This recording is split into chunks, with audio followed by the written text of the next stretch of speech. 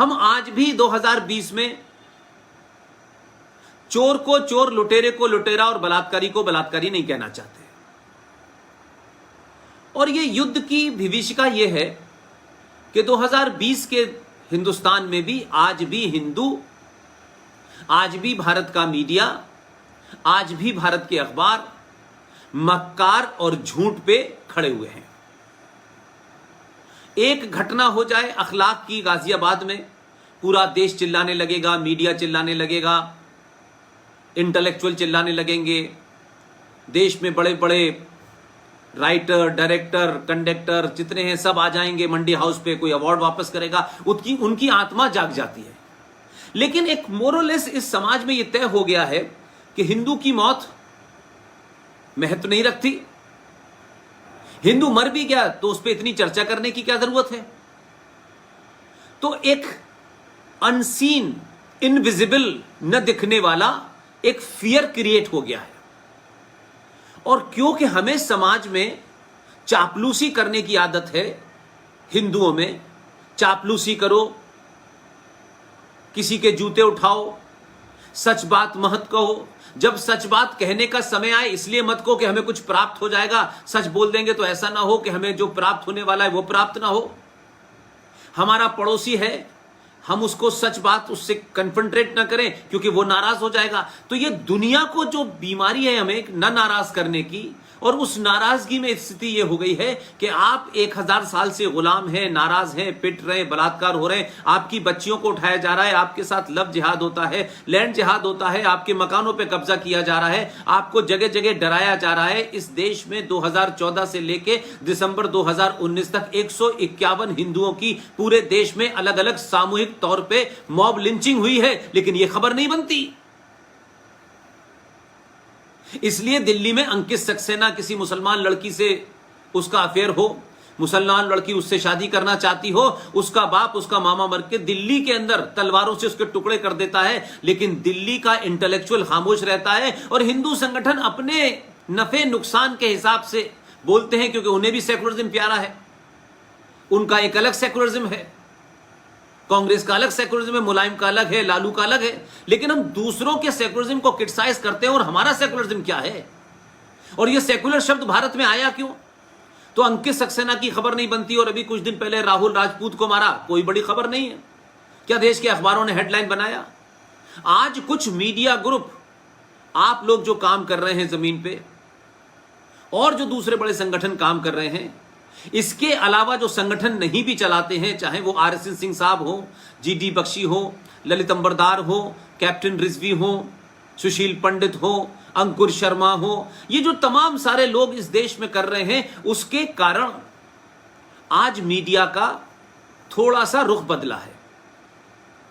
तो हम सनातनी गलत नैरेटिव और दुश्मन, गद्दारों और देशद्रोहियों के बनाए हुए नारों में फंस गए हैं।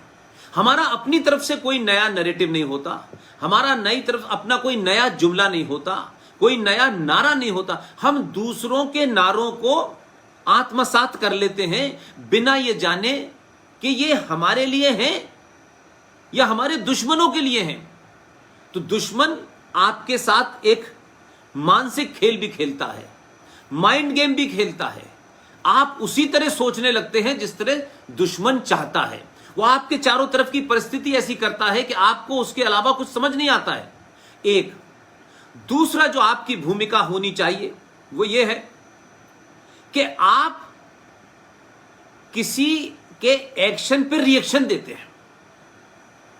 यानी किसी ने आपको कुछ कहा तो कई सालों तक तो आपने इग्नोर किया, टाला, अवॉइड किया, और जब वो आपको लगता है कि अब जवाब देना चाहिए तो आप जवाब देके भाग जाते हैं।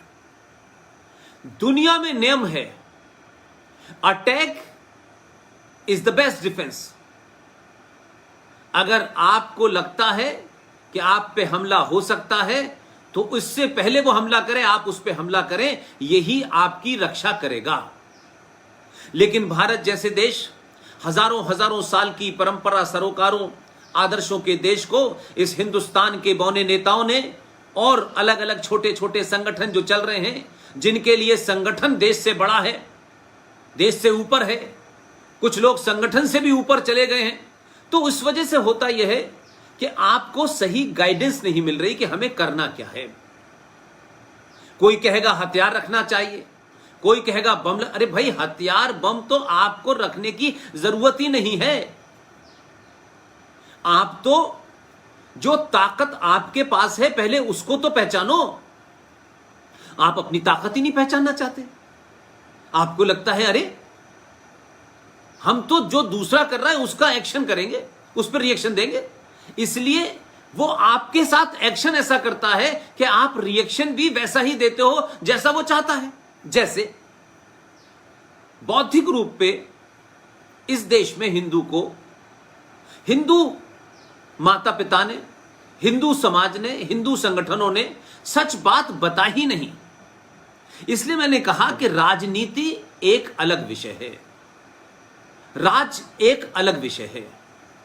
जब तक इस देश का हिंदू समाज, सनातनी समाज राजनीति से अलग हटके राष्ट्र को बचाने और राष्ट्र की लड़ाई, जब तक वो ये नहीं समझेगा कि राष्ट्र की लड़ाई क्या है और राज्य की जिम्मेदारी क्या है, सब कुछ राज है या राष्ट्र है, अगर इसमें फर्क करना नहीं सीखेगा तो आपको लगेगा कि आपने सरकार बदल दी, बस एक काम हो गया। अब सरकार बदल दी तो अब सब कुछ सरकार की जिम्मेदारी है। आपको लगा कि ये देश में जो पुलिस में भ्रष्टाचार है, जो ब्यूरोक्रेसी में भ्रष्टाचार है, जो समाज में भ्रष्टाचार है, जो आपके अपने समाज में दुश्मनों के दलाल हैं, गद्दार हैं, जो उनसे ज्यादा आपके अपने बीच में रहते हुए आपको गलत नारे और गलत स्लोगन और गलत रास्ते की तरफ ले जा रहे हैं, आप ये समझ रहे हैं कि नहीं सब अच्छे हैं और क्योंकि सरकार बदल गई है तो पूरा देश बदल गया है। अब तो रात के 12 बजे भी आप सड़कों पे घूम सकते हैं। लेकिन बार बार सत्ताओं के प्रयोग के बाद आपने एक प्रयोग किया और उस प्रयोग में कुछ आपको बड़ी सफलता मिली, लेकिन वो एक छोटा सा अंग है।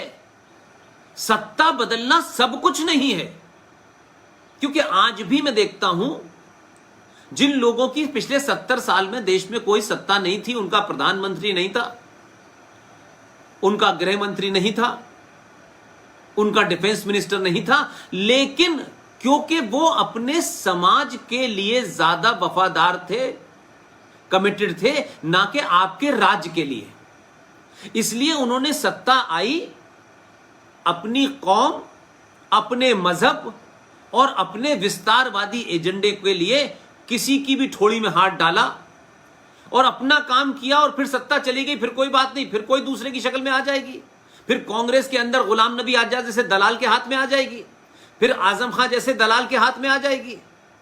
तो ये जो इंडिविजुअल खेल है, आप क्या करते हैं, आप राज्य सत्ता जब बदलते हैं तो सत्ताओं के पीछे लगे रहते हैं। अब ये कानून बना दो, अब पॉपुलेशन कंट्रोल आ जाएगा, अब सती प्रथा पे आ गया है, अब बलात्कार पे आ गया है, अब इस पे। तो आप जब कानून की तरफ चले जाते हैं और सारी समस्याएं कानून से सॉल्व कराना चाहते हैं, तो आपकी लड़ाई हताशा में इसलिए बदलती है कि जो सत्ता में लोग हैं उनके क्या क्या कमिटमेंट हैं, क्या क्या कंपल्शंस हैं, क्या क्या उनके ऊपर प्रेशर्स हैं, अंतर्राष्ट्रीय प्रेशर हैं, बाहर के प्रेशर हैं, अंदर के प्रेशर हैं। तो समाज अगर 100 करोड़ समाज में से 50 करोड़ समाज अगर ये रिस्पॉन्ड करे और सत्ता पे बैठने वालों को ये लग जाए कि हम इनके एजेंडे को अगर पूरा नहीं करेंगे तो हम सत्ता से बेदखल हो सकते हैं, तो उन्हें अगर ये दूसरी तरफ एक दूसरा उसका पक्ष ये भी है कि अगर उन्हें ये भरोसा हो जाए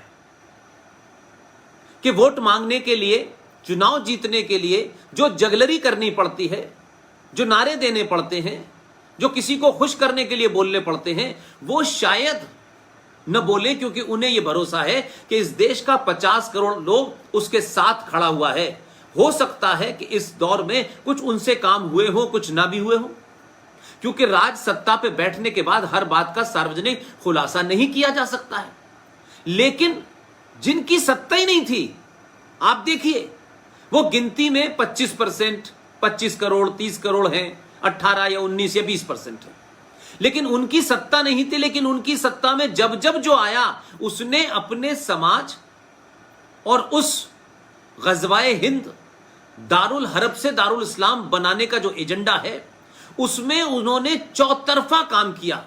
उसमें लूट भी की, मर्डर भी किया, करप्शन भी किया, दंगा भी किया और सत्ता पे बैठ करके भी अपनी कौम और अपने मजहब को फायदा पहुंचाया। हमारे यहां एक बार सत्ता पे कोई चला जाता है तो उसको दोबारा आने का शौक होता है, और उनके यहां इंडिविजुअल खेल है। वो आपस में किसी से कुछ भी लड़ते रहे, चाहे वो सीपीएम का सलीम नाम का मक्कार हो बंगाल का, अब वो बंगाली है, लेफ्ट, उसका रिश्ता गोल टोपी वाले हैदराबाद के उस दंगाई के साथ भी है, आजम खां के साथ भी है, और अजमल जो आसाम में है उसके, वो आपस में कनेक्टेड है एक दूसरे से, और एक दूसरे की को बुरा भला कहते हैं क्योंकि उन्हें एक दूसरे के खिलाफ दिखना है, लेकिन सब अपना एजेंडा पूरा कर रहे हैं। इसलिए भारत का पहला गृह मंत्री 2 दिसंबर 1989 को जब बना तो उसने सबसे पहले क्या एजेंडा किया, उसने 2 दिसंबर को बना और वो ये जानता था कि वीपी सिंह की सरकार कमजोर सरकार है, और उस वक्त उसमें बीजेपी भी शामिल थी, समर्थन दे रही थी, और देश का पहला गृह मंत्री बना जम्मू कश्मीर से एक दंगाई, आतंकी, हार्डकोर, सांप्रदायिक एंटी हिंदू मुफ्ती मोहम्मद सईद।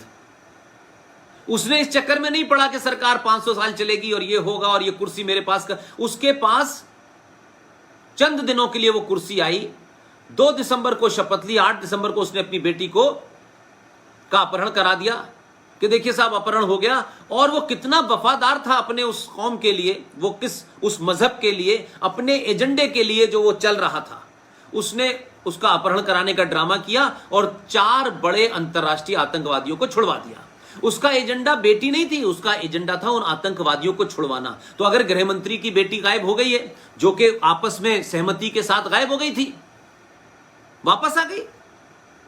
गुलाम नबी के घर में कोई गायब हो गया, 27 को छोड़, तो अपने लोगों को छुड़वाने के लिए उन्होंने अपनी बेटियों का और अपने परिवार के लोगों का एक झूठे अपहरण की कहानी गढ़ी। उनका कमिटमेंट देखिए, वो सब वापस आ गए।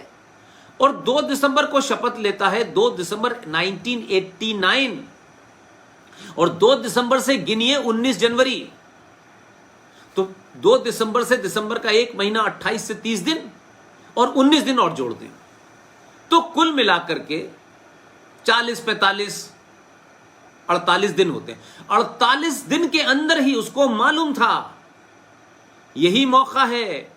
दुनिया कुछ भी कहती रहेगी, उनको पॉलिटिकली करेक्ट नहीं होना है, उनको अपना बड़ा बड़ा यहां सम्मान नहीं लगवाना है कि देखिए साहब ये बड़े हिंदू लीडर थे, बड़े सेकुलर थे, इनके यहां मुसलमान भी आते थे, इनके यहां ये भी आते थे। ये जो झूठी मक्कारी इस देश में चल रही है, ये हिंदू लीडरों को, हिंदू संगठनों के अंदर ये बीमारी घुस गई है, उनको नहीं थी। उसने 19 जनवरी 1990 को दुनिया का सबसे बड़ा जिनोसाइड, दुनिया का सबसे बड़ा जघन्य कत्लेआम कश्मीर में कराया। 5 लाख कश्मीरी हिंदू पंडित, जो कश्मीरी ओरिजिनल कश्यप ऋषि के वंशज थे, उनके अरबपति खरबपति लोग थे, उनके पड़ोसी मुसलमान कश्मीरी ने उनको लूटा, बलात्कार किया, मर्डर किया, रेप किया। 2500 लोगों की मौतें हो गई। 5 लाख के आसपास कश्मीरी पंडित कश्मीर से भगा दिए। अब वो बाहर आ गए, अब वो बाहर आ गए तो अब क्या कहा जाता है कि नहीं नहीं कश्मीरी पंडित तो हमारे भाई हैं। पहले मार के भगा दिया, उनकी नस्लों को इतना मारा, इतना रेप किया, औरतों का आरे पे नंगा करके काट दिया कि अब वो कभी आ ना सके। और फिर दूसरा मुखौटा लगाया कि देखिए नहीं, हम तो कश्मीरियत की बात करते हैं, हम तो चाहते हैं वो आ जाए। तो उसने अपना एजेंडा दिया, और आप जानते हैं कि कुछ समय के बाद वीपी सिंह की सरकार गिर गई, लेकिन वो अपना एजेंडा पूरा कर गया। एक राज्य को और खालिज कर, जिस राज्य में मुसलमान मेजोरिटी में थे उसमें और मेजोरिटी कर दी, और उस जगह जहां भारत राष्ट्र की प्रभुसत्ता की नुमाइंदगी करते थे, जहां उनकी निशानदेही थी, रिप्रेजेंटेटिव थे, उन लोगों को वहां से निकाल दिया। यानी भारत राष्ट्र की पहचान के रूप में कश्मीरी पंडित देश के पहले मुसलमान मेजॉरिटी स्टेट से निकाल के बाहर कर दिया।